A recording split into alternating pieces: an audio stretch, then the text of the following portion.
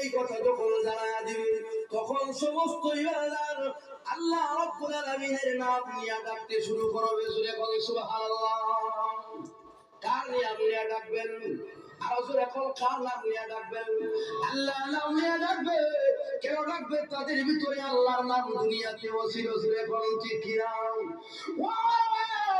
জাহান্নামের ভিতরে আল্লাহর কোন নাম নিয়ে ডাকবে? আল্লাহ রাসূল বলে জাহান্নামীরা জাহান্নামের ভিতরে ডাকবে, ইয়া আল্লাহ ইয়া মান্নান ইয়া হান্নান ইয়া মান্নান।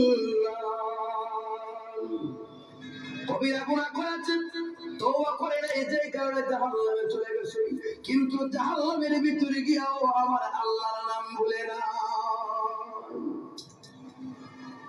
ও আমার বাপ, ইমানের মূল্য কত, ইমানের দাম কত, আজ আমরা ইমানের মূল্য বুঝি না।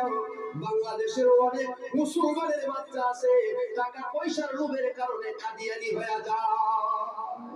কি বলতে কি মুসলমানের এমন বাচ্চা আছে ইহুদি খ্রিস্টানের এজেন্ট হয়ে মানুষকে নাস্তিক বানায়। জোরে কোন ঠিক কি এমন কিছু মানুষ বাংলাদেশে আছে যা খ্রিস্টানদের এজেন্ট হয়ে ইংরেজ পর্যন্ত বানাই, হিন্দু বৌদ্ধ পর্যন্ত বানাই। ও আমার ভাইরা, ও আমার বোনেরা, শোনো, তোমার ভিতরে যদি ঈমান নামের দৌলত থাকে আর ঈমান নিয়ে যদি দুনিয়া থেকে বিদায় হতে পারো, জাহান্নামের আগুনে যাওয়ার পরেও কোনো না কোনো দিন তুমি জাহান্নাম থেকে মুক্তি লাভ করবা।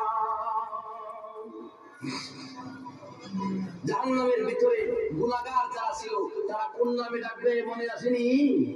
ইয়া হান্নান ইয়া মান্নান।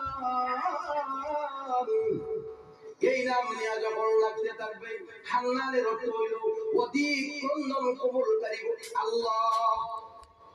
ও আল্লাহ, তোমার বান্দা জাহান্নামের ভিতরে পড়েও তোমাকে বলে অধিক ক্রন্দন কবুলকারী খোদা ইয়া মান্নান, অনেক দয়া করনেওয়ালা, অধিক দয়া করনেওয়ালা খোদা, যার করুণার শেষ নাই, যার মায়ার শেষ নাই, যার দয়ার শেষ নেই। এমন করে যখন লাগতে থাকবে আকারুল হাকিম তাদের ডাকে সাড়া দিবে। জোরে কোন সুবহানাল্লাহ। সাদিয়া লব্বাইক ইয়া ইবাদি, ও আমার গোলামেরা